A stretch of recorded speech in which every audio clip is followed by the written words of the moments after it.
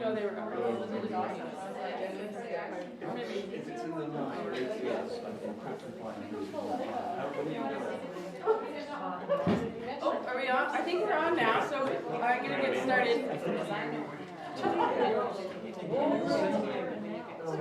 Very possibly. Okay, so the live feed is going now, so we have some people joining us from out yonder. So if I could ask you guys just to keep the noise down back there. If you want to ask a question, just put up your hand or go ahead and ask a question. But the noise in the room does pick up really quite a lot on the live feed. So welcome, thanks. My name is Carmen. I am a member director, something on the board. I'm on the board of River Quest. A nuisance. Thank you, Peter. Peter's always got something really positive to say. So Peter, I'll point him out. Peter Coates is the president of the Yukon River Marathon Paddling Association that puts on the River Quest. So I've paddled the race 4 times, and I've paddled the race with very experienced paddlers, and I've also been in voyageurs with brand new paddlers who are always very surprised by things that happen in the race. So I thought to have a little session where we could share some of the knowledge about the race with rookies, as well as some tips to help people paddle faster, because that's kind of what some of us are trying to do. Some of us are just trying to get to Dawson. Some of us are trying to get there as fast as we can, and some of us are trying to get there with minimal suffering and as fast as we can. Right, Shane? Yeah. I'm paddling with Shane this year, so lucky him. So tonight we're just going to start with a little panel discussion with Jake, Shelley, and Margot. I'll tell you a little bit about what I know about them. And then once they're done, I will introduce and point out some of the veteran paddlers in the room, and we can break out into some smaller discussions. If we want, we could also just have and the live feed will end for that part. So the live feed is just for the panel discussion, and then the sort of more social part will be, there won't be the internet thing, and then we can move around and talk a bit. Feel free to ask questions as we go. And that would be same for the folks online? Yes. I'm watching questions here, so I can see those come in, and yeah, I'll pipe in once in a while on your behalf. Thanks. Yeah, so I asked these guys to focus on system. So we're focusing on preparation for the race and things that we can be doing now to have a successful race. And I asked these guys to focus on systems in the boat, physical preparation and mental preparation, and navigation. So I asked them 5 questions. So one was about training. What do you do to train before the ice comes off the river? How much time do you spend training? What do you focus on when you're training on the water? For systems, I asked, what are some of the things racers should be thinking about preparing now? What are 2 of the most important systems or equipment modifications that racers should focus on making sure are just right? For navigation, I was asking, how can racers, especially those new to the race, set themselves up for successful navigation of the river and the race? Teamwork, particularly for voyageurs and C4s. What should teams consider during training to make their team strong? And number 5 was suffering. How can racers prepare for the inevitable moments of suffering? I found that that happens sometimes during the race. Sometimes, not always. So Margot has paddled the race tandem. Yep. And you're off camera now. Voyageur. Yep. And solo. Yep. Do you have a record solo? I do. She has a record solo. C1. Wow. Yeah. And Margot knows a lot about navigation and like technical things about the river, so she's going to share some of that in particular. Shelly has paddled the race with Team Woe, Voyager, C4, and Tandem, right? Yeah. And she's also participated in the Arctic Ultra, and she's a physio, so she has lots of knowledge about racing and preparing for races and athletic therapist. Oh, sorry. No, otherwise the physios will be mad, right? And then Jake has paddled the race C4, Voyager, and Tandem. Yeah. And he's paddled the race very, very fast. And have you paddled the race slow? Slower than you would have liked, maybe? Yeah. Jake paddles the race fast.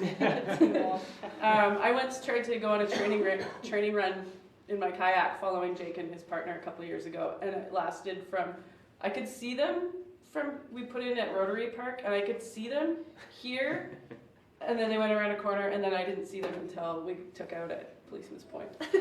So that's how fast they are and how slow I am. So I'm going to kind of moderate the discussion, but I'll let you guys get started. First question? First question.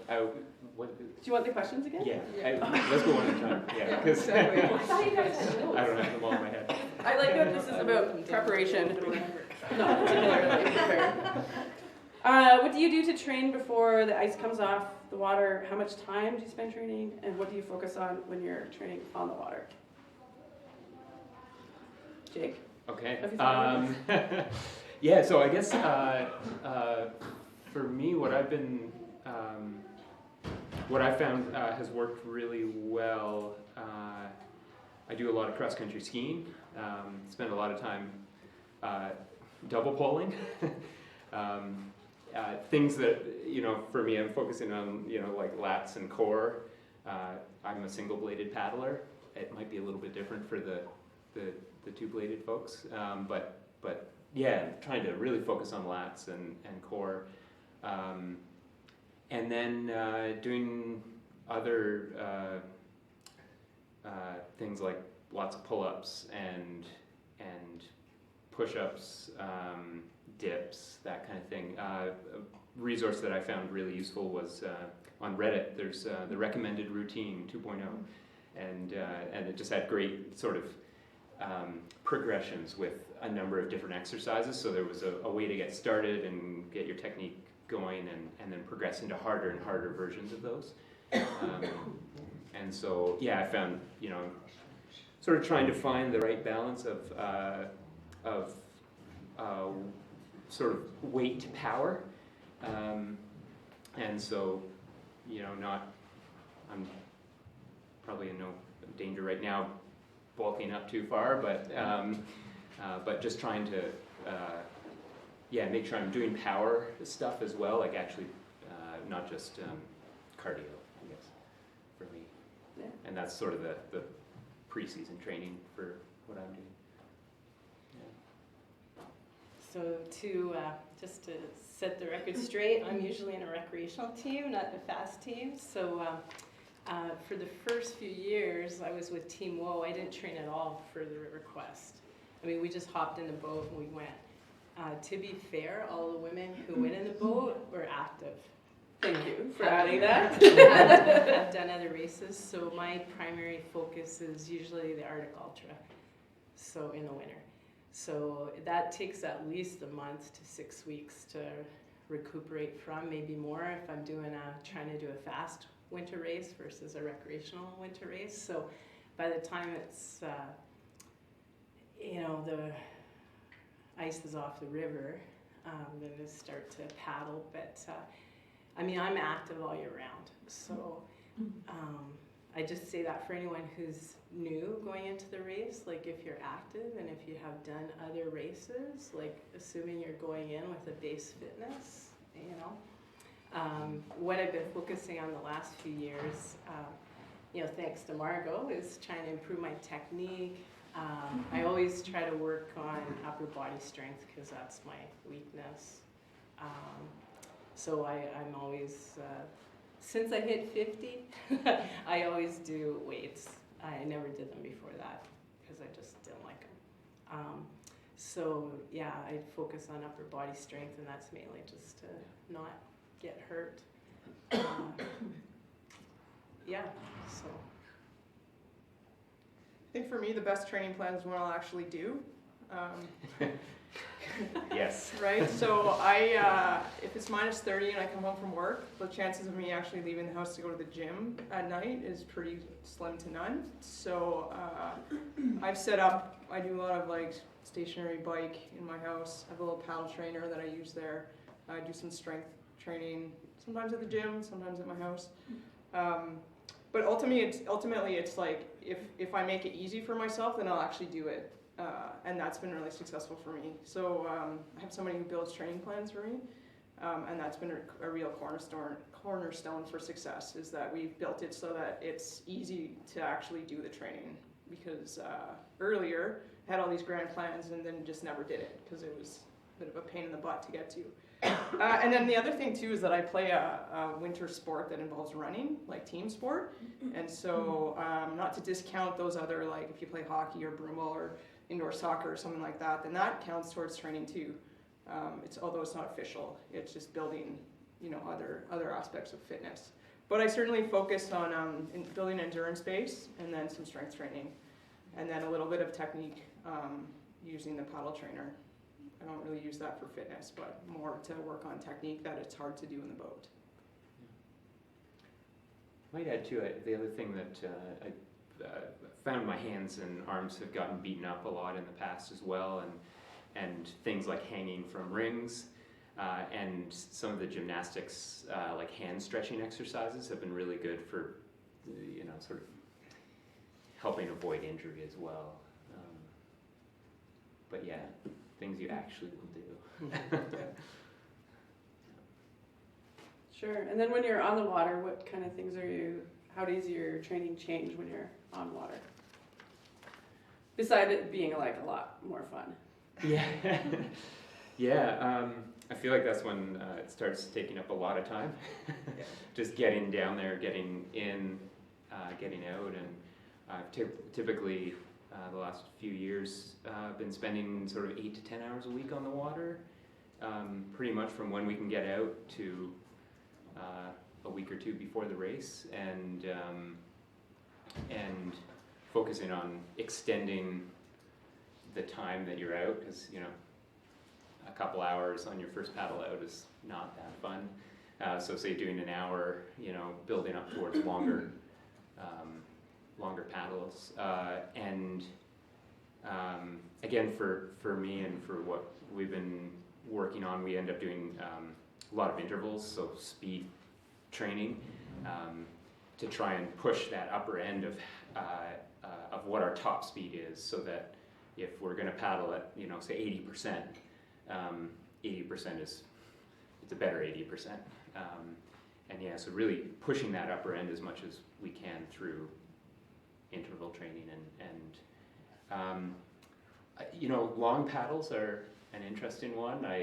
There'll probably be a lot of opinions on doing long paddles.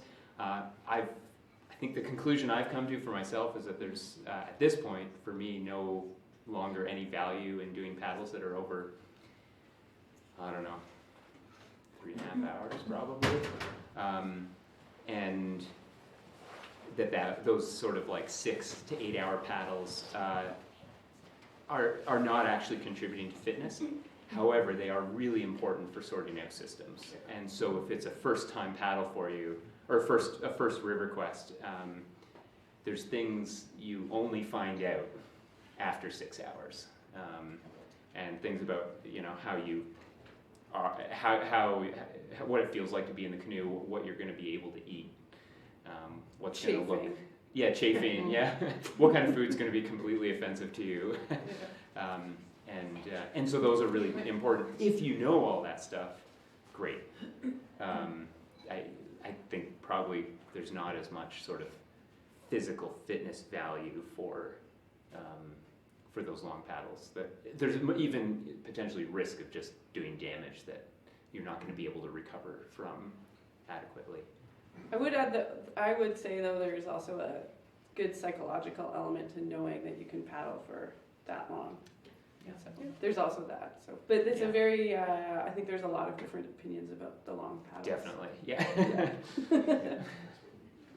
Yeah. So yeah, probably not a good one to ask about on the water because by the time I get on the water, for me it's more of a cathartic experience, you know, because paddling's not my main sport. Like, you know, when I've been paddling with Margot, it's been super helpful because then I can get, she can remind me to focus as opposed to just blah, blah, blah, like, oh, how was your day, you know.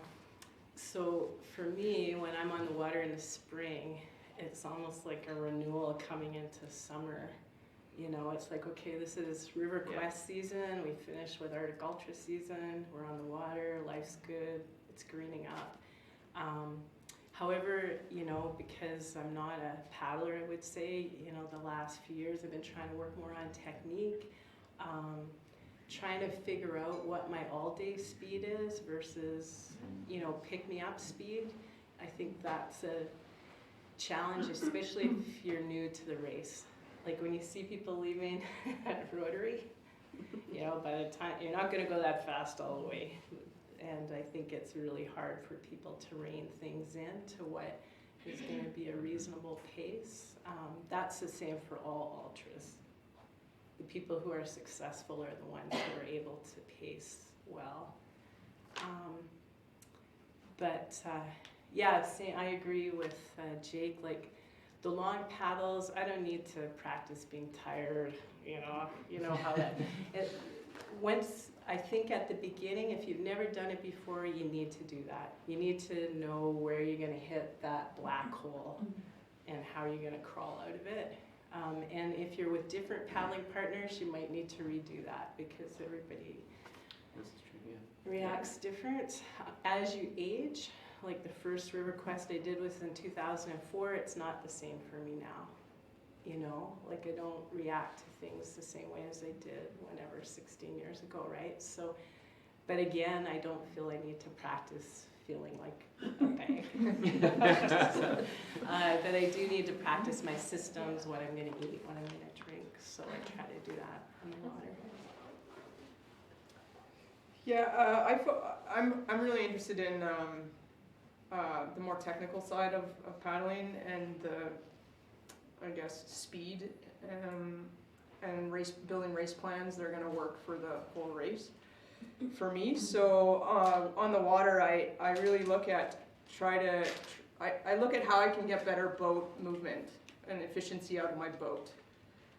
So there's a couple things that go into that. One is if you're solo, you can do it by yourself. If you're with a tandem, then you can do it with your tandem partner. If you're in a voyageur, then it's a bit of a different process.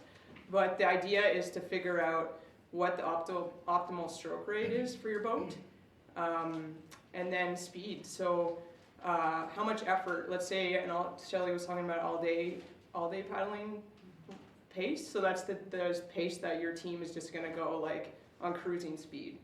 And then maybe that's 70% effort, give or take. So then if you're trying to catch somebody, maybe you go up to 80. So what is that? Is that an increase in stroke rate, or is that an increase in power, keeping the same stroke rate? And so trying to figure that out with your actual boat and the people that you're going to paddle. So the physical boat, because there's, boats have happy like paddle stroke rates and things like that, and speeds. So I do a lot of that, trying to figure it out in my tandem C1. I've had to own 2 different C2s, and they're actually quite different in what they like, and then in the voyageur. So interestingly, for all the voyageur folks out there, if you're a sterns person, what I'd recommend is testing out different stroke rates at different effort. So have your team paddle at 60 strokes per minute, 62, 65, 68, 70. Or you could do that in 50s to 60s. 50s, whatever. Yeah. That's okay. Yeah. But you're gonna find for the stern in those big clipper voyageurs, you're gonna find a really happy place where you don't have a hard time steering. So if you're having a hard time steering in your boat for the sterns person in a voyageur canoe, your stroke rate is either too slow or there's something else going on, probably try increasing your stroke rate. K1, what are you looking at for stroke weight? Yeah, I'm not sure on that one, but you could do the same. You can do the same test to figure it out. You'll find that what you're looking for is when the boat just moves effortlessly, and like as effortlessly, it doesn't feel like work compared to like slower stroke rates. Yeah. So, yeah.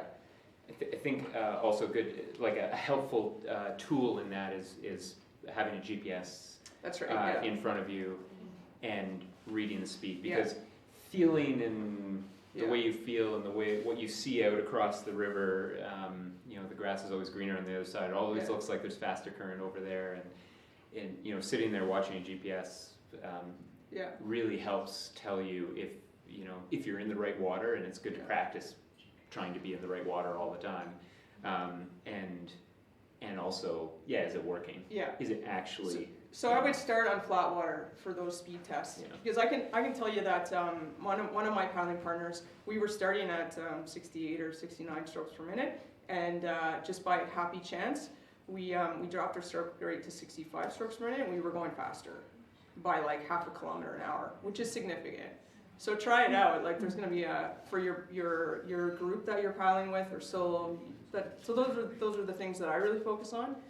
And then also testing systems out. So if you don't have your systems like these guys talked about in the early season, so things like can you actually pee in the boat? I mean, I've men and women. I've seen both where they just can't, whatever it is, the boat, the angle, I don't know, can't pee in the boat. So figure out that system, what that's going to look like for you. One of the most important. It is, yeah.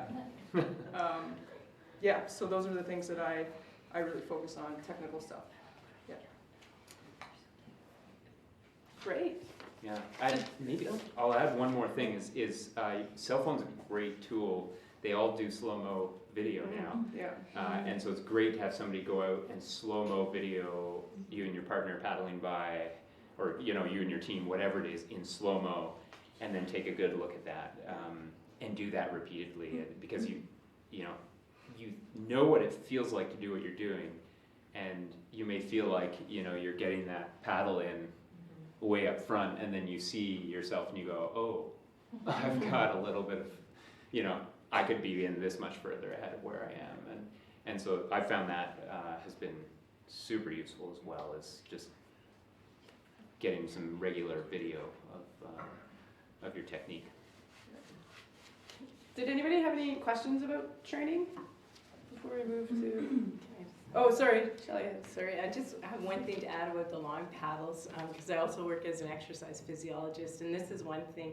If you're new to ultras, whatever ultras you're doing, going long, or like I said, new training partners, new equipment, whatever, going long is important, but there is rock solid research on where it's not very good for you once you have the systems down. So, I mean, you can read all the blogs you want, but if you look at the science, the exercise physiology science, there's rock solid research on doing those 10 or 12-hour paddles just to do them for training, unless you're training for a purpose, for your system, for your team, for whatever. Physiologically, there's no benefit to that. We do have a couple questions coming from online. Any suggestions on gym dryland training besides the focus on shoulders already talked about? I see some of my gymnastics buddies are here. Oh, it's like, hey. Yeah. Yeah, so gymnastics stuff, I guess, just a good full body. One of my, I don't know, Shelley may have more information on this, but one for me is that I like to focus quite a bit on core and posture. I don't have very good posture, so the longer I can keep a good posture and good position in the canoe, the longer and more efficient I'll be able to go and be efficient at my stroke. So it's my weakness, so I focus quite a bit on that. I would also say if you have tight hips, working on having hip mobility is really good. That's been really And important for me. mobility in Yeah. general. Strength is good, but also for preventing injury, mobility. So in terms of like actual programs, I've always got a trainer to give me a program. Yeah, I think it's hard to be objective. People think, oh yeah, well, I'm weak here, but then if somebody has a look at you, go, actually, you're weak there. But you know, it doesn't have to be rocket science training for sure, but to have someone objective give you some feedback. Yeah. Mm-hmm. A couple other questions. There's a question from Mike. What's the best GPS for the race?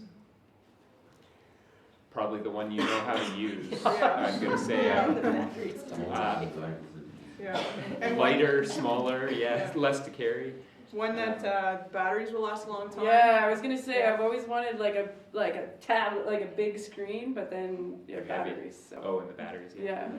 One that you can read in bright sunlight and in Yeah. the gloom. Yeah. So one you can read in bright sunlight in the gloom, adds in Peter. Yeah, and Thomas. The old Garmin's e-tracks, these are the best ones. Yeah. Old Garmin Battery for e-tracks. 3 days, and you have the speed, and that's all what you need. Okay.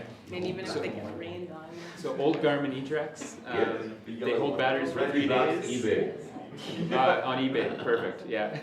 Plus you can load the waypoints in of does the website still have the Yes. waypoints? Yeah. Yeah. And so yeah, you can do waypoints. It's interesting. I've never found any Well, use the for tracks waypoints and are waypoints, good but because yeah. I even can though get it says into the that. crow flies, But you these know are big very- salmon's coming up. Right. You know, it's good Yeah. for the head at 3 o'clock in the morning. Yeah, so Liz is saying good for your head to have waypoints in there so you can And Margot's gonna talk some more about see the coming. Yeah. navigation stuff too. So. Okay. Yeah, and so we'll have more questions on there. And then there was a question as well about any sub-specific recommendations, and Mm. I'm probably not necessarily from from us. So I think for the subs, the same systems apply. I mean, systems conversation, that applies for any kind of craft. Like if I guess this is kind of getting into the systems, but one of the things that I always think about is how can I go faster without actually paddling faster? Because I know that I have 2 consistent paddling partners. One of them were about a 7.5 kilometer an hour on flat water. And then the other one were more like 8.5, sometimes 9. But that's kind of what we can do. So if we can, how do we go faster without actually having to paddle faster is the big question. So I think for me, the takeaway for all of you is when you're training and trying to figure out what you're going to do, try and ask that question to yourself. So that gets into systems, it gets into river reading, it gets into, food, how do you empower yourself to go longer kind of thing, and overarching. And I think that goes across all kinds of race goals as well. Yeah. Whether you're just trying to get to Dawson or you're trying to get there fast, doing it with as little work as possible, as quickly as possible with as little work as possible. Yeah, so if people are interested in times, like I'm a bit of a data kind of person, so I crunch a bunch of data. Notebooks are out. And Peter. Yes, on training, it's worth noting what takes people out in the way of injuries. And one of the things that we've noticed is that the injuries that take people out aren't the straightforward power strokes, they're the correction strokes. So if you're training, make sure you're not just sitting on an erg paddling the same downfall stroke all the time. Make sure that the rest of your shoulder works as well. That's point one. The other thing that takes people out a lot are, intestinal issues. And what was said about posture. When I'm taking people out on the river, before the race, I say, listen, you're a paddler. You own the river. Sit like you own the river. Sit up straight, damn it, because if you don't sit up straight, it's a lot harder on the stomach. And that takes people out of the race as much as anything else. Nice. Okay. Oh, do you want to? Do you want to time? Do you want to move in? Are we moving into systems or? We can, yeah. Yeah. Yeah, so I guess to frame this, I'm also interested in like how fast do I need to go in different sections of the river, and so if I know that, then I can tell where I am in the, if I need to put more power, more effort, or I can back off a little bit. For me, the race is very strategic, and that's built into my race plan, and where strategic in terms of where I can back off and take kind of active breaks, or where I can actually just stop paddling for a little bit and maintain some kind of speed. So just as an overview, for this discussion, I didn't really factor in. I'm not going to talk about from town to Policeman's Point because everybody's just going super, hard and not sort of their race pace. But if you're, so somebody mentioned waypoints. So I took a number of GPS tracks that I have for all the river, and I chunked it up into the waypoints that are on River Quest website. And so all these are based on the little leg sections between those waypoints. So that distance is between 14 and 52 kilometers. Each 52 is the lake, and there's another one that's 51, and all the other ones are like 14 to 30 kilometers an hour, or kilometers. I think that's about right? Basically, I tried to make sure there was one waypoint for each page of the Rourke map. Yeah. So if you didn't know where you were, it would tell you which page you were on, and the answer is 2 pages back from where you thought you were. Yeah. So if you have a flat water paddling speed of about 6 kilometers an hour, your finishing time will be around 61 hours. The lake is about 8 hours and 40 minutes or so, and the current speed, so the speed when you're in the current from town or from 30 Mile all the way to Dawson, ranges in the 12 to 13 kilometer an hour speed. So if you're going slower, so if you can't read current and you're and you're going like 10, your finishing time is not going to be around 61 hours. But if you can stay in that 12 to 13 kilometers an hour, you're going about your paddling speed, flat straight paddling speed is about 6K an hour. So if you move up to 7 kilometers an hour, your finishing speed's about 55 and a half-ish hours, and your current speed is once you're in the river is 13 to 14 kilometers an hour. 8 kilometers an hour will get you 51 and a half hour finish time. The lake is 6.5 hours at that point, and you're 14 to 15 kilometers an hour once you get back into the river. At 9 kilometers an hour, your finishing time is like 47 and 3/4 an hour, 47, 45. So those 9 kilometers an hour is what your really, really fast racers are doing across the lake, and their base paddling speed. The lake for that is about 5 hours and 45 minutes, and the current speed that they're paddling at on the river is like 15 to 16 kilometers an hour. So just keep that in mind when we talk about what can you do to go faster without actually paddling faster. Because if your paddle speed is good, like when I did it solo, I was paddling at like 8 kilometers an hour, but I had to stop to do something, pee, eat, whatever. And so I actually dropped to just under 7 for those little legs. So if you're solo, that really makes a difference. And if you're in a tandem, do you want to take breaks together, or do you want to take them one at a time? If you're in a Voyager, figure out how much speed do you drop when one person takes a break in an 8-person versus 2. Because if you drop sometimes. Yeah. So if you drop to 2 paddlers and that drops your speed by 2 kilometers an hour, that's going to make a really big difference in your finishing time. So those are like the system kind of stuff that you can start to figure out. Yeah. Just to start the discussion on the systems. Yeah, I think that's really insightful about how do you go faster without actually going faster, I mean, think about an average 50-hour race. If let's say you're going to do 50 hours, that was going to be your time, and you're going to waste 5 minutes every hour. 50 times 5 minutes. Your hours later coming into Dawson.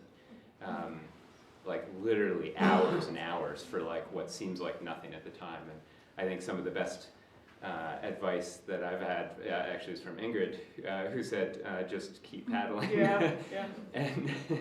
And you know, there's a certain number of strokes you're going to need to take to get there. And you can take them now, or you can take them later. And the sooner you get there, the sooner you're going to stop feeling terrible.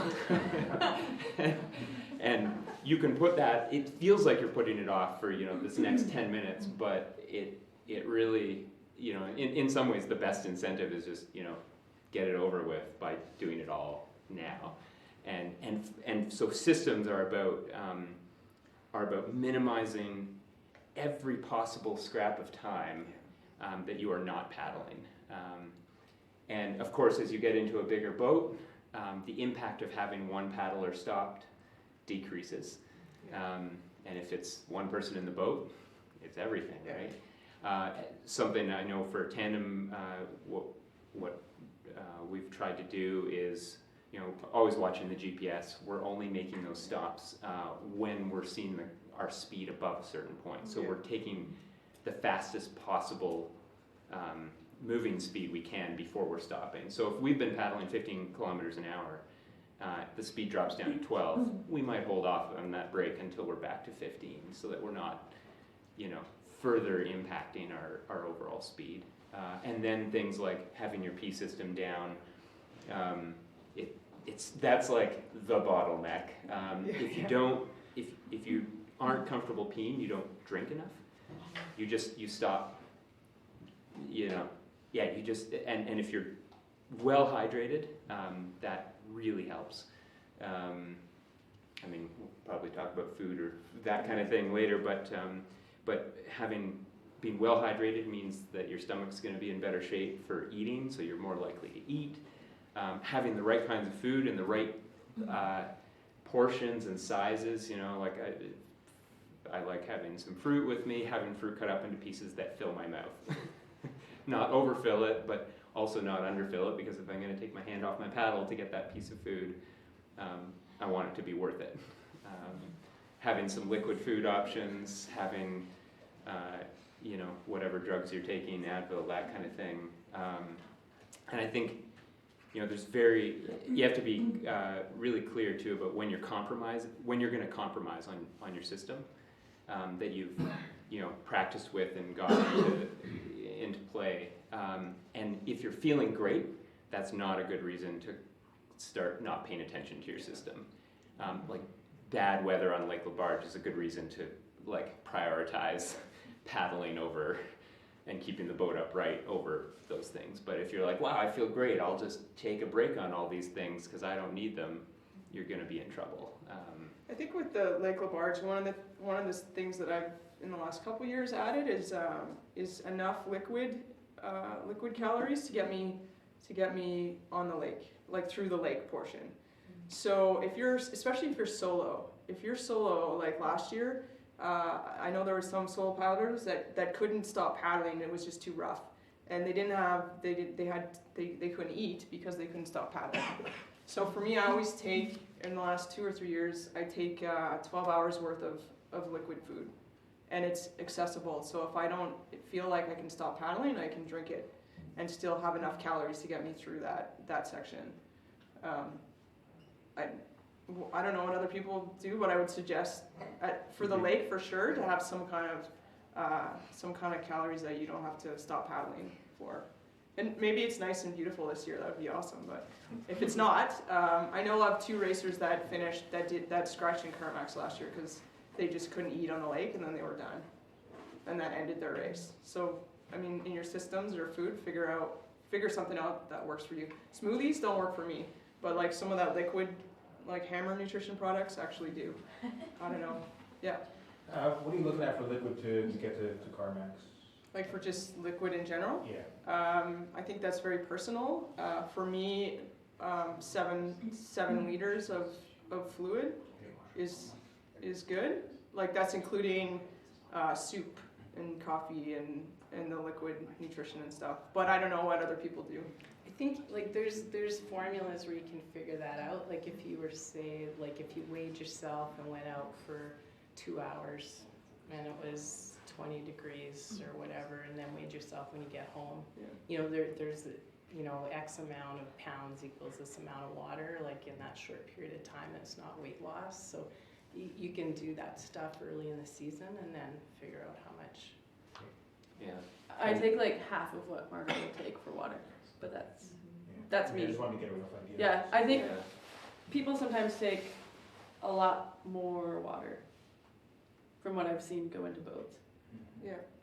It's And there's people that drink from the lake. and I drink from the water, There's I no drink from the choice. river the whole way down. Some people just bring a cup and that's how they hydrate. Yeah. So, personal choice. Some people use the same cup that they use for their pee system.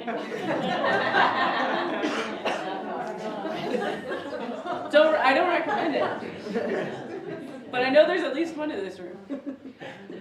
And that's interesting, yeah, like 7 liters gets you to Carmax. Yeah. For me, I'm probably closer to 12. I drink a lot. I also, and that's not just liquid calories. I'm eating food, but I'm going through probably 10 to 12 liters of liquid. Probably 2/3 of that's water. 1/3 of that is something like Scratch. That's a product with calories in it. But again, very personal, and I like to be super well hydrated. It keeps me warmer at night, and I've got a good pee system. So, Thomas.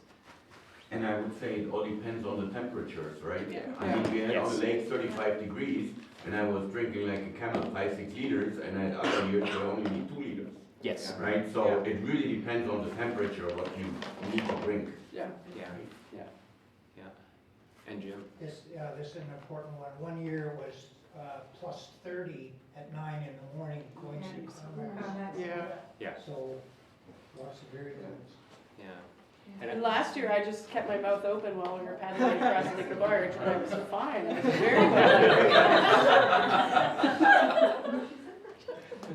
Well, and I think the flip side on that too is coming into Dawson some years, it's been super cold, right? Yeah. And then when it's cold, you don't want to drink, and it's, so it's sort of that, like you guys say, maneuvering those temps, yeah.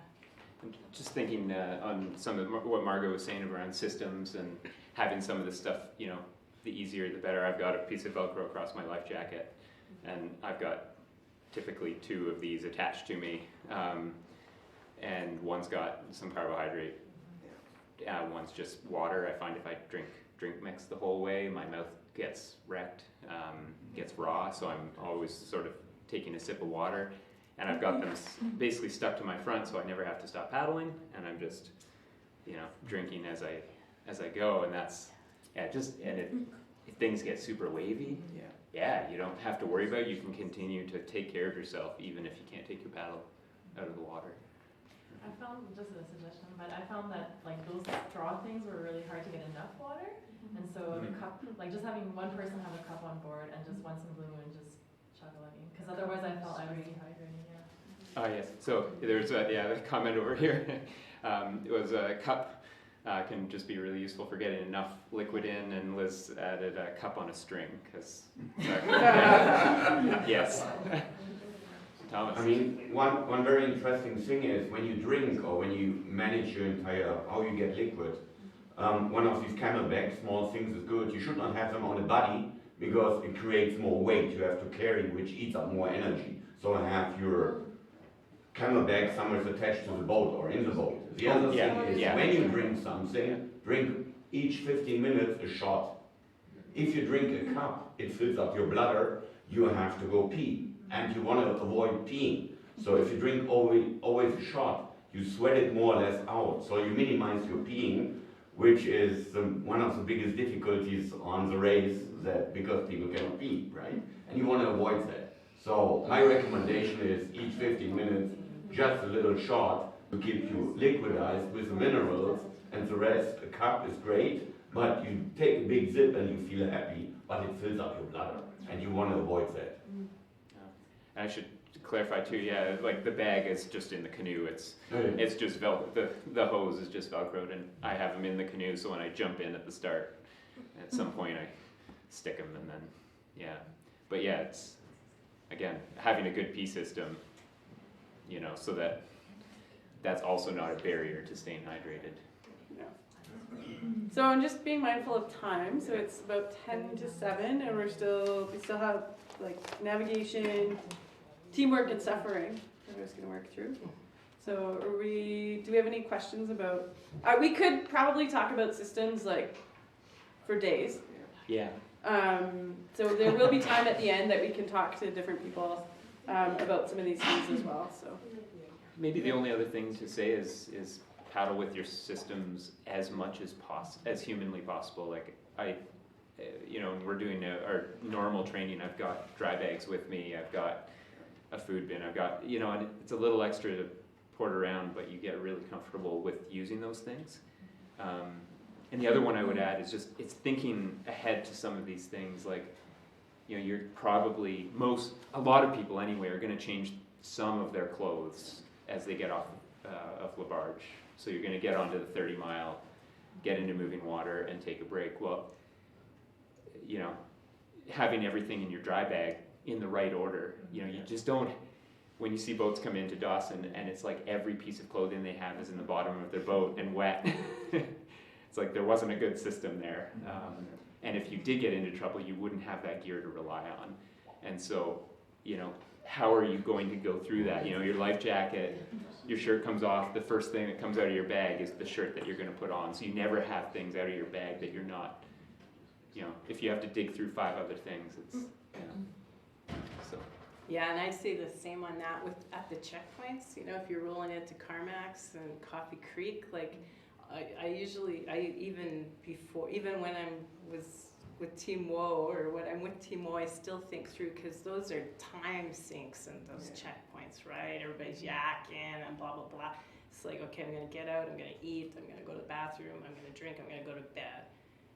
And then when I get up, what am I going to do? And like, if you don't think if it's your first time on the race, like to write it down, and think it through before you get in there, and what am I going to do, what am I going to do? So when you get out of the boat, you do it.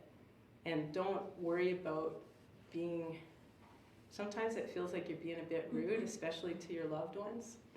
It's like, I got to get to bed, or whatever it is you have to do. But, to think those things through as well.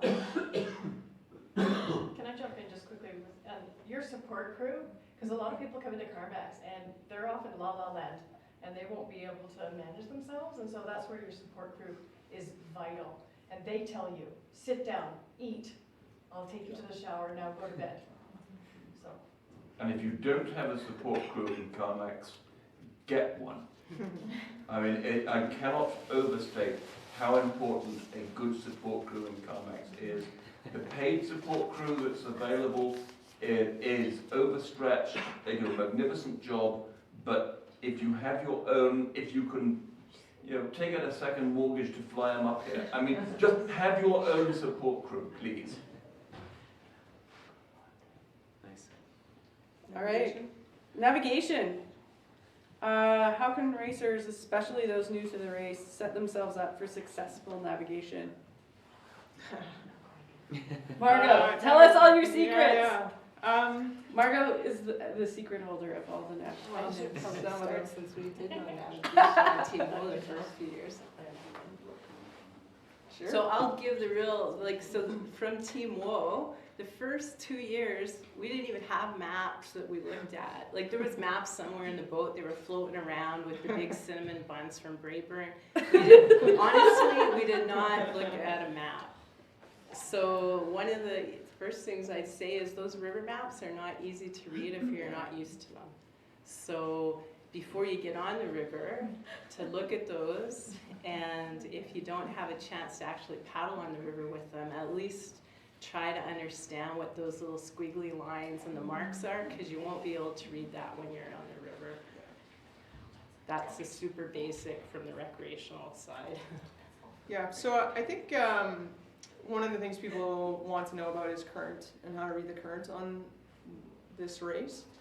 So I chunk it up in, especially for local and you paddle town to Policeman's Point a lot, I actually find that the hardest section to find the best current. Some of that is because I paddle it so often and I'm usually with somebody and we're just chatting, not paying attention, so I get into bad habits where I'm just going wherever because we're not paying attention and we run it 20 times or whatever. And then also it's the start of the race, so everybody's everywhere, so it's hard to stay in the current because there's boats everywhere. So do your best from here to Policeman's Point. The current, I actually have found the fast current, but it's kind of hard to stay in. It's not defined, and it's, I don't know, it's okay. Get yourself to across the lake, and then the real fun begins after that. So 30-mile standard rivers, they usually like a perfect river with current. You're going to have fast current on the outside, and then it goes straight to the next bend, and then it's fast current on the bend. So 30-mile is mostly like that. So lots of people I see hitting the current going around the outside bend, and then the next outside bend. So my biggest tip is to figure out, or to really pay attention to the section between the bends. Because that's where, for me, that's where I pass most people. And the way, in absence of going out with somebody and showing you how to read current, the best way to do that is once you're coming around a bend, you come around the bend, you're following the current, you're like, great, I'm in the current. If you're in the stern of the boat, turn around and look up, and you'll be able to see clearly where the current's going. It's very hard to read it in front of you if you're not that good at reading current. But when you turn around, it's pretty clear. The gradient on this river all the way down is enough that you can turn around and it's really clear where the current's going. So that would be my biggest tip, without actually going and scouting it kind of thing. My second tip for all the local racers is the best bang for the buck if you're going to spend time scouting the river is Minto to Dawson. That section's wide, and you can get into this the current's over here, so you paddle over here to get in the current. Well, now it's over here. So you get into this chasing current thing and you're not in it. So if you have time before the race, paddle Minto to Dawson. It's also really wide, so as soon as you get out of the current, it's hard to get back in, and you might have to paddle 600 or 700 meters to get back into it. So that's one. I will talk a little bit about GPS tracks. So if somebody gives you a GPS track, great.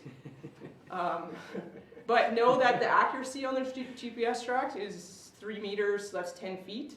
And the difference between being in the fast current and the fastest current is like a meter sometimes. So you could be following that GPS track and still not be in the fast current because you're not taking into that into account the 10-foot accuracy of the GPS technology.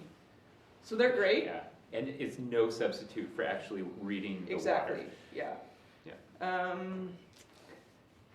And I will talk about shortcuts too. So this is there's probably lots of stuff out there, and I have run almost every shortcut at couple different water levels. Shortcuts. There are some that are worth it. There are some that are not. But this is what I will say. So especially further down the river, if you're following the main current and you're hitting speeds, 12, 13, 14 kilometers an hour or whatever, and the main current goes this way, and you want to go over here to that shortcut, just know that you have to paddle a long way through dead water to get to the fast current on the shortcut. And then when you get to the other end on the bottom, you have to paddle a long way to get back into the main current. So I actually looked at the time for a lot of those shortcuts that it took me to travel in the main current and then around the shortcut, and it actually wasn't, it's not really that worth it. But if you just looked at the time behind that island, you would look at it and go, yeah, that's a great option. But it's the time that it takes to get from the main current to back to the main current, and then the other thing is the effort. So how tired are you? Is it in the middle of the night, and do you have that extra oomph in your in your body, that extra effort that you need to get out of that 12 or 13 kilometer an hour to paddle through the 8 kilometer an hour dead water to get to the current on the other side. So I think that's what I would say about shortcuts and navigation. I mean, we could go on for days on this, but those would be my main points on navigation. Yeah, I think certainly I think we've mentioned this already, but practicing with the maps, and I watch the maps like a hawk. And if there's two of us in the boat, we're using the same set of maps with the same page numbers on them. It sounds silly, but you can't have that conversation if you don't have that point of reference, even with just two people in the boat. And then using a GPS. Yeah. I'm sort of splitting my time 3 ways: watching the water, watching the maps, and watching the speed on the GPS. I don't actually use, I've never found value myself in GPS tracks, GPS waypoints. because I always know where I am on the map, and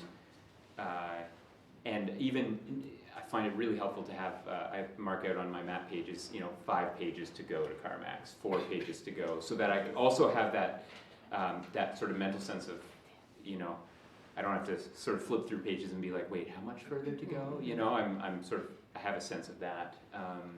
So just on that note, Yeah. I've actually figured out on the waypoints what time of day it'll take me, what time of day I should arrive for each one of those speeds. So 7, 8, 9, 8.5 kilometers an hour. So I actually I could look at it and say at 6 a.m. I'm going to be here if I'm traveling that speed. So I actually don't have to.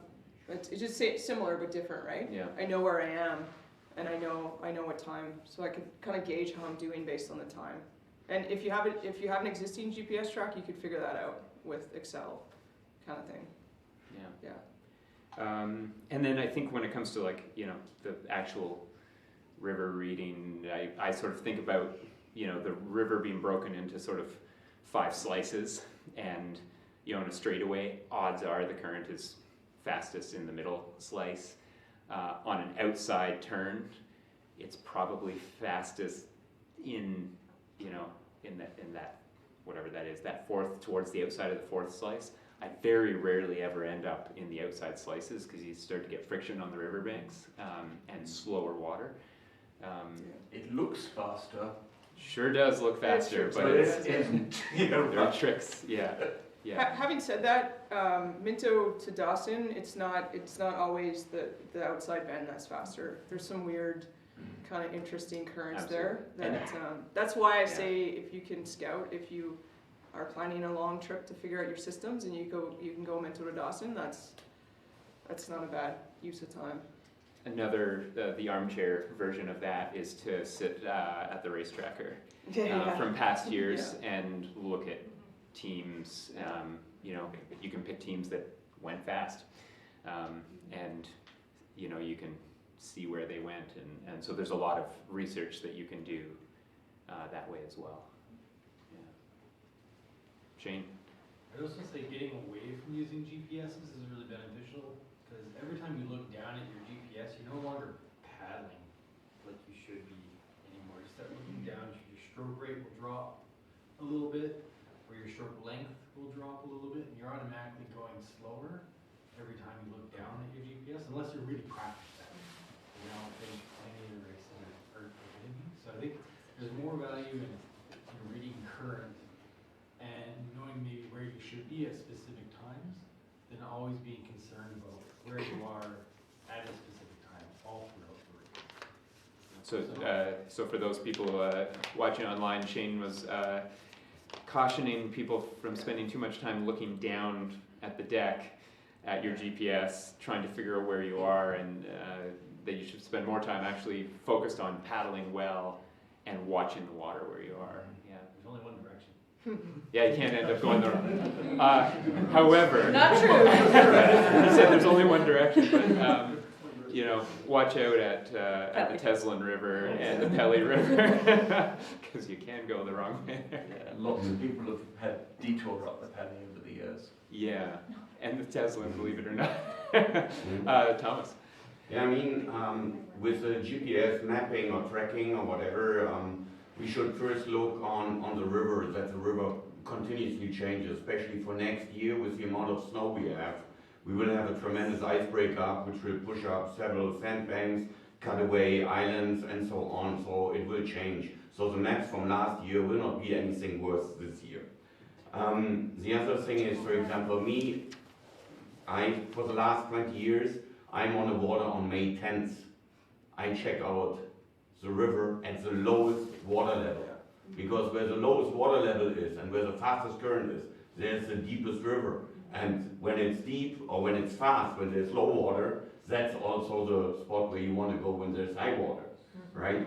So that's one thing where you can figure out where to go. And then you need to learn to read the river when you look backwards, how it's floating. So you need to be part of the river, understand that's how the river goes. It comes from there, the current goes in this direction. But then you have to understand how it works, and you can simulate that with how the islands work in that. For example, an island in a small channel, when you have a big curve, the small channel can create a suction. So sometimes a small channel where you have standing water can be way faster because you suck out in the end there by the main current of the channel. Or when you look at islands where the water runs up on top of the island, you have to paddle to a certain spot, and you can see that actually visually, and then you can drop off. And passing along the island, you make for about 500 meters, you can make up to 0.5 faster. When you have 100 islands and you do that, again, you're this 45 minutes faster in the end on 750 kilometers. The next thing is, when you paddle and you paddle on looking at the current, most people actually, I pass by when they are in the fastest stream in the outside. Because the outside is sometimes a very long way. But I don't look for where the fastest current is. I look for my speed. I look at my GPS and I need to be 18, 19K. So I cut the corner as much as I can and I try to fall not under 18K. And I'm pretty much when you count it on 1 to 5, I'm on 2, where usually nobody would paddle because everybody want to paddle it on 4 in the fast current. But I pass on 2 because I'm still faster, right? Because you have a way shorter distance to go. Yeah. So the fastest channel, the fastest current is not always the best to go, right? And this is just experience of reading water, which nobody can tell you that. You have to experience, you have to learn it. And this takes years of experience. Going out on a river, not once, not twice, not 3 times, 10 times. And then you will learn it and go at different water levels. That's the most important part. So that's certainly the case, like Carmack's down. I think the 30 mile, it's, kind of here or there. Like the cutting the corners. As the river gets wider, there are times when going around the whole outside bend is not faster, even though there's faster water. But it's just as the river gets wider and wider, you do get some of that.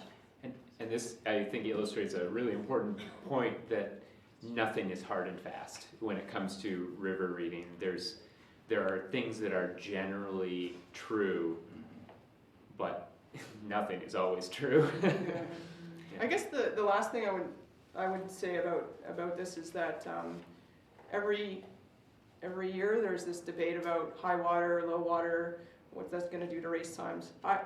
This may be a bit controversial. I'm just going to throw it out there, but I think the water level doesn't necessarily make that much difference if you're really good at reading current and staying in the fast current.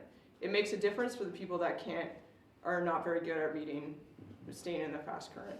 And I say that because I've paddled the river at early May and been able to maintain race speeds pretty consistently. Yeah. So if you're new and you don't really have a good, it's your first time, you're trying to figure it out, pray for high water, because that's going to help you. But for the experienced racers, it may help a bit, but not as much as for the people that are not that experienced. Yeah. Were there any online questions? Not for the moment. Question about some of the times, but I'll respond here. Yeah. So the next topic I had was about teamwork, things that teams, especially big teams, might consider during training to make their team stronger. So I've paddled in Voyager, C4, and solo, and my teammates, when I paddled solo, were all right. They were really hard to manage, actually.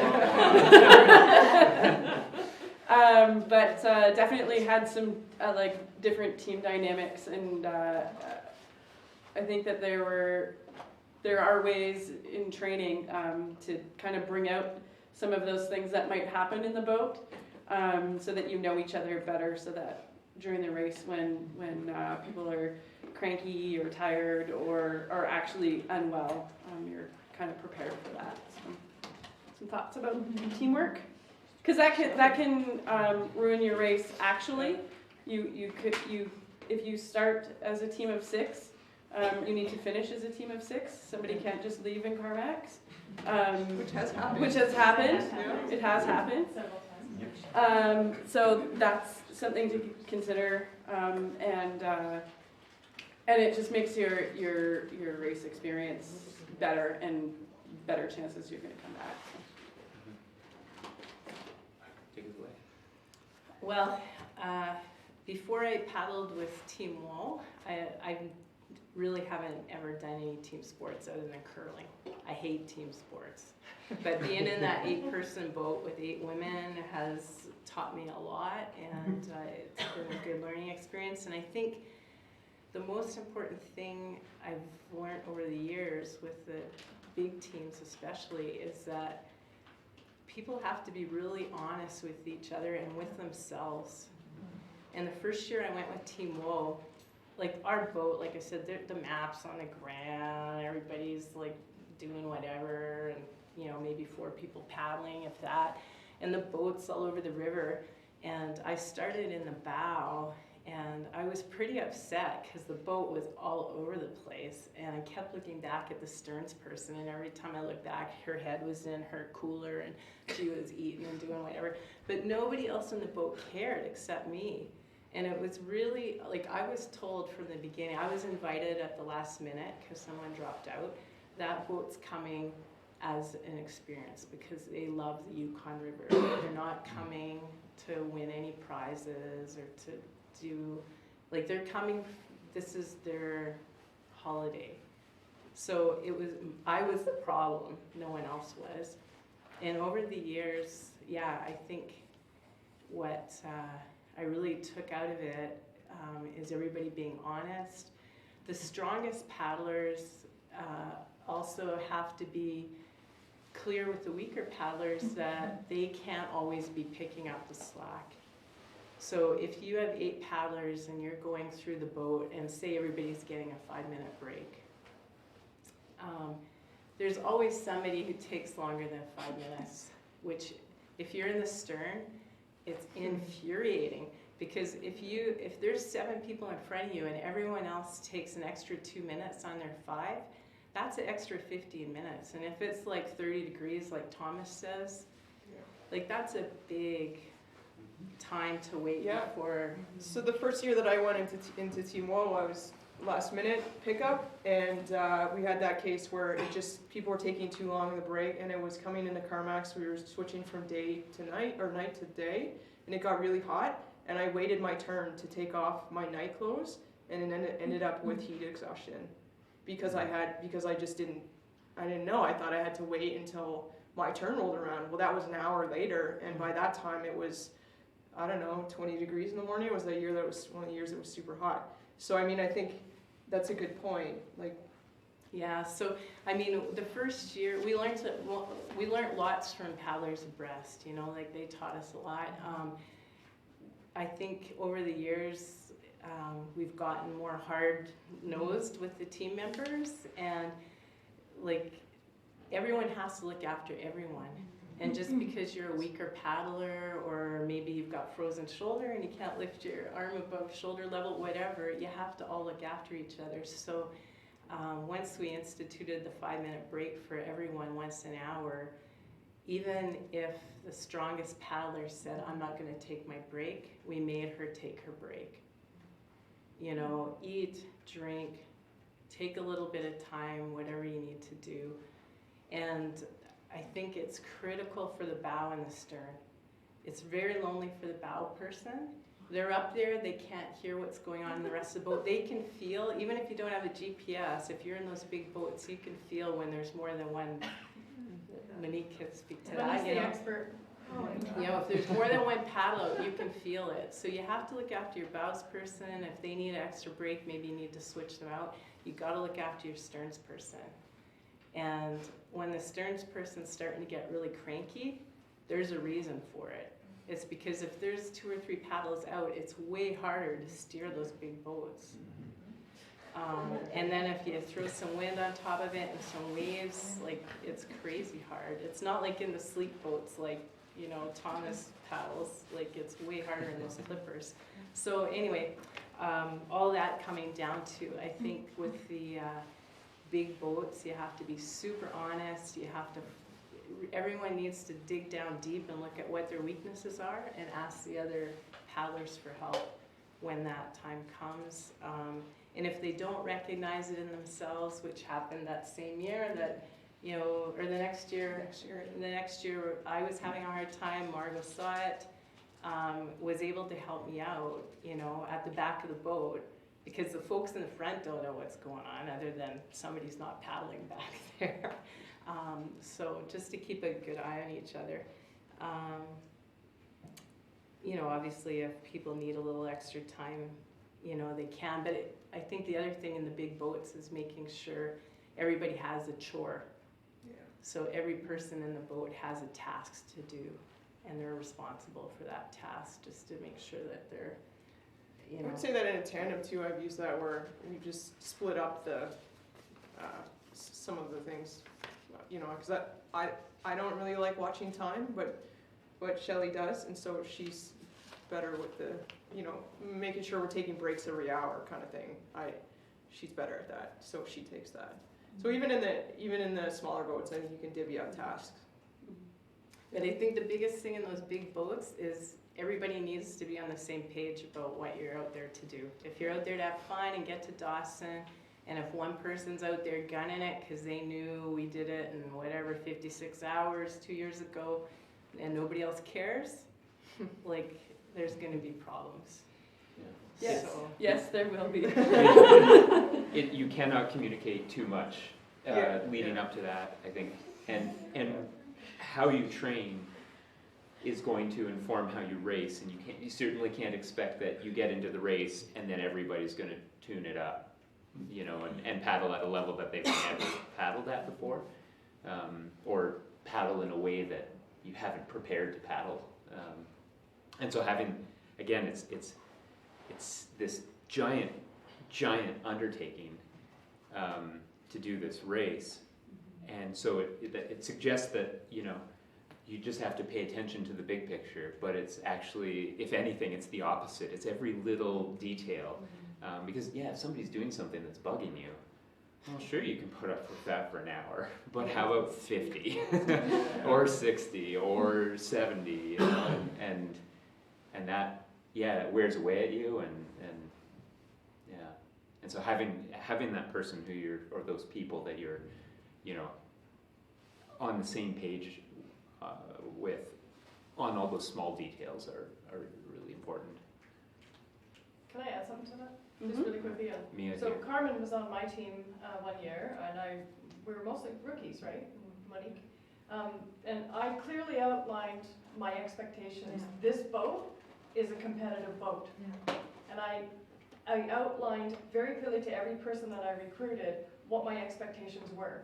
So they could either agree and join or no, that's not for me and I want to go with a different team. And I think that really helped, and I think we got along really well. I'd like to add to that, not just the big boats, all boats. You need to have realistic expectations of what you're going to do in the race. One of the things, if you look at the results and the tracks from previous years, you will see that there's a lot of teams that go quite fast and then die on the second half of the race. Their expectations were unrealistic. Now, there's no way that you can know, if you're a rookie on the race, how fast you should be going. But, be honest with yourself as to what you can actually achieve.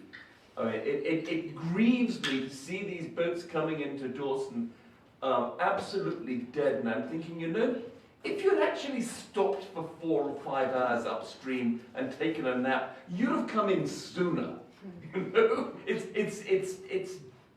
It's foolishness to lie to yourself about your abilities.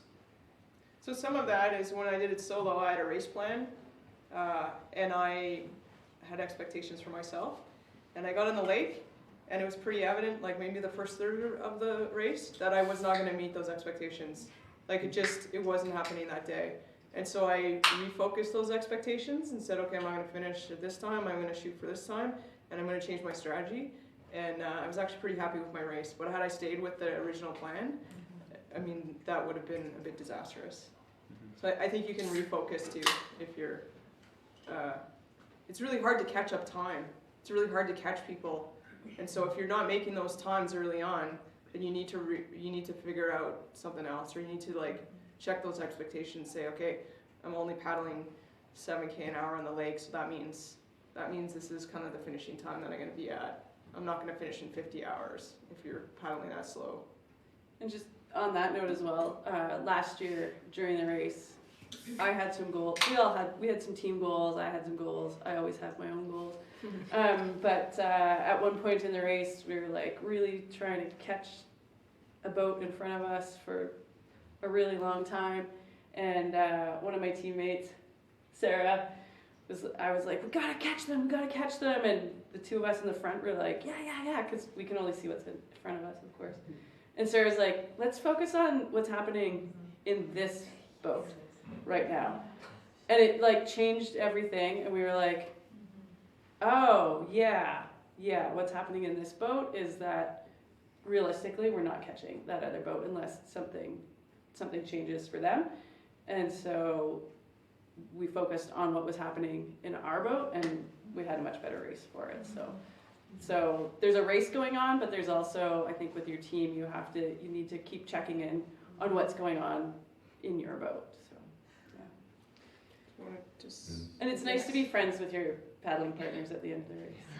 We'll give a quick comment from Thomas. Yeah, I think one very important thing is, or where most people struggle with, and that's why they are exhausted or not finishing the races, because they look at other teams. And when you race the race, you race your own race. You don't race the race for others. So what you have in mind, stay with it, and don't look at the others. Oh, they're doing intervals, they're catching up, and they're doing this, and we have to catch up with this and this. No, race your race and focus on that. This is very important, because that's what you train for. Mm-hmm. And if you get out of your routine because other people start like maniacs going down to Policeman's Point and want to hit the 5 hours or 5.5 hours over the lake, right? You're just exhausted. And then people say, oh man, we have done the lake. Perfect. Yeah, that was a warming up, right? Yeah. The race starts at Lower Barge. When you go on the first night, when the exhaustion comes, when you're dehydrated, when you're getting cold, when you get fear because you're in the wilderness, nobody is around, right? For us Yukoners, that's normal, we know that. But for most people from the rest of the world, right, you hear all of a sudden they're an animal. People get afraid. They get panic attacks and so on, right? And so focus on your things and not on others. That's a very, very important thing. One final thing, if I can. It is a team. You need to watch out for your teammates. If you see someone who isn't eating, tell them.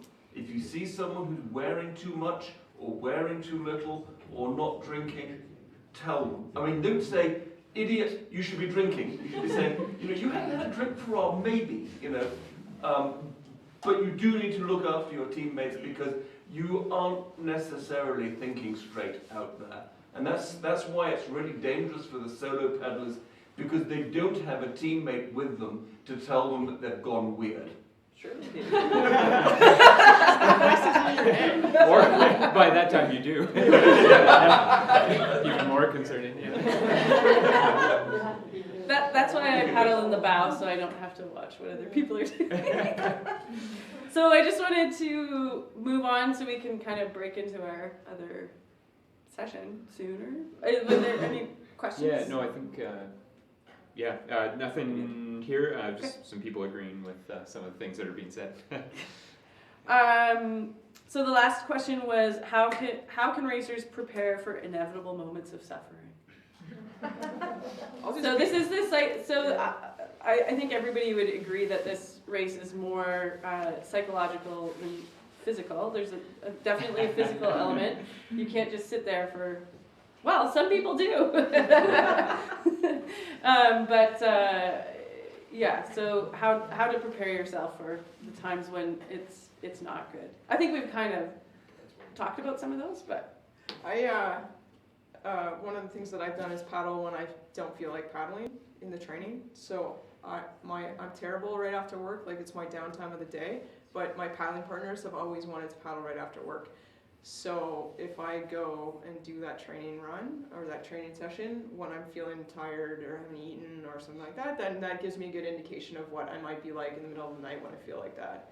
I don't really want to do that every training paddle, but that's certainly one way. Or the other thing is to paddle when it's not that nice, like when it's kind of spitting rain or it's colder or those sort of things. Really help to figure out some of those systems. Yeah. I mean, there's no point in not going out on your training run because the weather's bad. you might as well figure out what system's going to work. Yeah. I mean, so much of everything we've talked about around systems, around teamwork, all of that should be working together to like you're relying on your team, you're relying on systems to keep you healthy, to keep you happy, to make sure your support network, if you've got more than one person in the boat, is working and functioning well. I think certainly going into it, I also spend a fair bit of time visualizing, thinking about what these things are going to feel like ahead of time, and thinking through these scenarios, and and I personally find that really useful, and again, I think just knowing that carrying on is the quickest way to end the suffering. It is through, not necessarily stopping. And I mean, there are good reasons to stop sometimes, and but you're going to have to take those strokes. And I think at the end of it too, for how physical this race is, it's far more in your head, and I feel like one of my big learnings after the first couple races was that pain largely is in your head because you can feel 20, 30 hours in, you're feeling the worst you've ever felt, and 20 minutes later you're feeling the best you've ever felt. And that doesn't make sense, but yet it's some good evidence that your head is where it's at. I think on that note too, if you can tune out, just for me, I spend a lot of time just feeling the boat movement, and so I'm not actually thinking. I'm just focusing on feeling how the boat's moving and matching the stroke to whoever I'm with, or making sure that I'm moving the boat if I'm solo in an efficient way. And so it takes my mind off of all that other chatter, and I can kind of just get into a nice rhythm that just takes me far. Then I'm not thinking with my logical brain at that point. I'm just in a nice little rhythm that takes me a long way. So if it's music, if it's something that takes you out of that pain and suffering, find whatever that is for you, like you were saying. I did a few long distance things, and I've noticed also if it's an area of pain, focusing on different muscles. So when you're training, learn how to activate your lats, or learn how to use your whatever, and then just kind of activating those different muscle groups can be helpful. And then also if you have a point on the map that you say, oh, I'm feeling horrible, I'll just take a 5-minute there. See if you can make it to the next one. And usually when you've gone to the next one, you can make it to the next one, and you can, and it just keeps going that way. So that's been 2 helpful tips for me. I think I was just listening to a podcast actually yesterday about suffering at ultras, and the guy, I just wanted to read it because the guy had a quote which I really liked. He said, the goal is not to get good at suffering. The goal is to suffer less under the same conditions. So whether that's getting fitter, whether that's working on your mental state, but I guess I think about it more with the Arctic Ultra because that's more the race where, I push harder, but it's my choice to be out there, and really it's a privilege to be out there. So if I'm starting to think to myself, I would rather be anywhere else but here, I need to start, doing that brain work. And what this gentleman suggested on the podcast is just doing that every day. Whether you're sitting in a meeting and you're just thinking, oh my God, I just want this to end, or whatever it is, like focusing on doing whatever work it is to be present and to try not to feel like it's suffering, and it'll end sooner or later, right? So. Yeah. A comment from Thomas. One important thing when you run into troubles with your muscles or you have pain, learn to paddle different strokes. For example, it doesn't matter if it's a C1 or if I paddle solo kayak. I have 3 different styles of paddling. You can paddling out of the bicep, you can paddle out of the shoulder, you can paddle out of your core.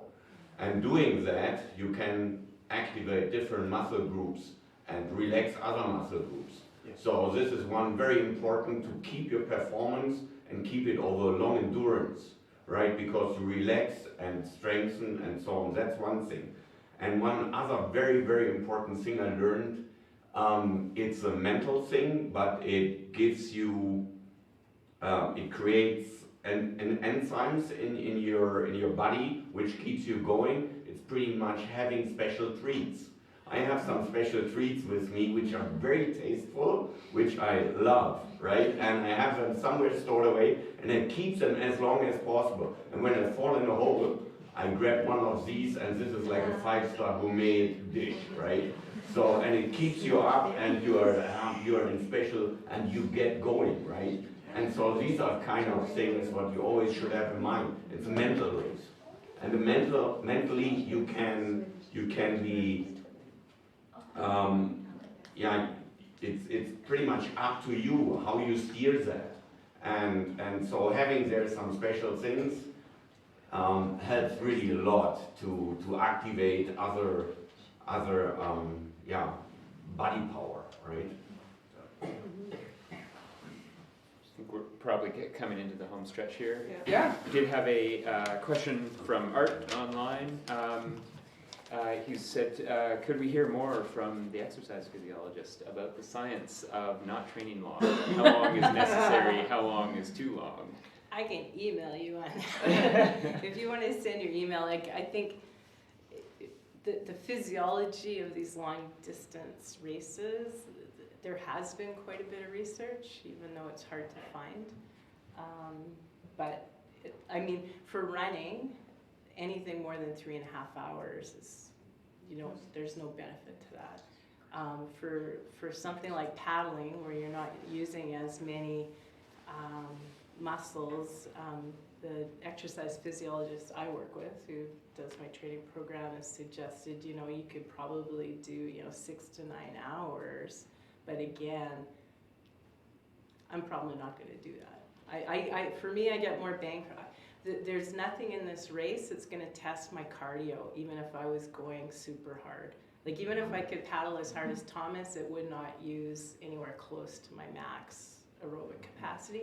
Mm-hmm. So I have better bang for my bucks working on the weights. So, it just depends where you're at with your training. If it's your first time and you've never done anything like that before, it might be a different story. But I could email you the research if you want. If you've got a URL, give it to Carmen so you can go on the web or on Facebook. Yeah. Yeah. So maybe, and if we get that, I can make sure that gets posted to the video link as well. Okay. So just another one, anybody who's interested in like the super technical paddling stuff, there's a guy, I think he's a physicist, anyway, Science of Paddling. If you Google the Science of Paddling, he writes these really detailed articles on a whole bunch of things, all marathon paddling related. They're fascinating. I don't understand the math, but the concepts are really interesting. So we can add that to the link too. Mm-hmm. Mm-hmm. There's also, there's like a bunch of resources. So I created a Facebook page called YRQ Racer Forum. So if you're not part of that, just send a request to be part of it. It's private. It's just for people who have raced or are racing. So that we can have some conversations about some of this, and you can post it to there, or I can post it to there as well, and we can share some of these resources, because I think the more people that finish the race and the more people that finish the race happy, it's good. It's good for everyone. Well, it does feel really good when you're one of the ones who finishes and you're like, whoa, a quarter of the people didn't finish this race, so I must be doing something right. But sometimes that's just luck. So don't let that get, in your head. So if there are no more questions for the panel, okay. I got a question. Yeah. For the guys for the ones that do the Voyager canoes, so one of the guys on our team had a question about when you do the huts. Yeah. Do you do the huts, all the seats at once, sort of, or because the middle seats are wider, do you separate those middle seats out? Just to say, because that's like what we did when we did it the first time, because the middle seats are like 4 feet freaking wide. So what kind of canoe are you going to be We using? had a clipper from. So the Langley? The Langley, yeah. Yeah, all at once. You guys do them all at once? So in our C4 last year, I can't remember, I think in the race we ended up doing it all at once. I can't remember. But No, we split like that now. yeah, so we had sliding seats in the middle and we were cautious, say. Yeah. So we actually switched the bow and the stern, and when the bow and the stern had our paddles in, then we would switch the middle seats, just to make sure for the switching. So that you could do that in the Voyagers, but in the big Voyagers, most of the teams do, just everybody switches. Sometimes they make sure that they're moving nicely, and then everybody just switches. And I've been in Voyagers that are out for their early season training runs, and sometimes those switches are not real pretty. But those boats are stable. And so that's something to practice.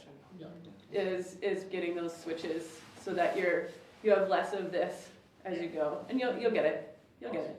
And for those clippers or the Langleys that you're in, several of the people that have teams in those boats, they'll do power strokes to get the boat riding up on top of the water, because they know they're going to slow down when they do their switches, because it does take longer than other boats.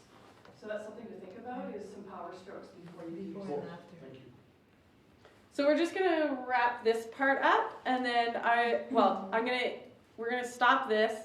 You can go ahead and stop that part. Sure, and I know there are some additional questions. We'll see if we can get some answers for you on those that are outstanding, and if you have any more, you can post them there. And just for everybody's interest, folks from Cold Lake, Calgary, Bermuda, Vancouver, Victoria, New Zealand, Omaha, Nebraska, maybe, Laramie, so folks coming in from all over the place. And so thanks to everybody out there. Yeah, thank you. It's good. There'll be probably some additional discussion that goes on that chat following, and maybe in the in the YRQ Racer Forum on Facebook. The YRQ Racer Forum, yeah. So then here, I'm gonna, while Jake is wrapping this up, I'll introduce, there are a whole bunch of other veteran paddlers as well. So I'll just introduce some people here who have lots of race experience and some of the highlights. And then my idea was that we could just